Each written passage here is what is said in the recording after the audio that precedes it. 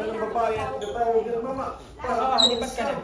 Ang sa kami ng dating living partner ng seller. Akala ko agad eh. Unang-una po kasi, sa munisipyo ng Cainta nangyari. Kaya siguro tiwala ko nandun. Kasi sa munisipyo eh, sa loob ng opisina eh. Nagsampatan ng kaso.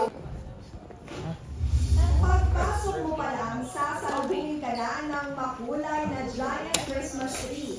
May mga sirkero pa na mag-welcome sa iyo. Maaari ka rin sa iba't ibang tunnels, gaya ng kanitalo ng umiyami at amoy matamis pa. May nut-cracker tunnel din. Kung safari naman ang remo, abay meron din yan.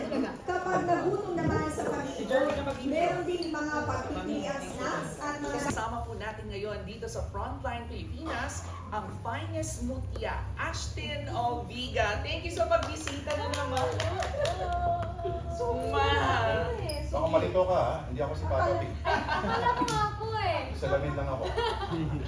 Welcome. Tingin ko lang mapapadama sa ating lahat ng puso, tapang at katapatan ng paninindigan. Yan, Manila's Finest po sa Metro Manila Film Festival! Woo!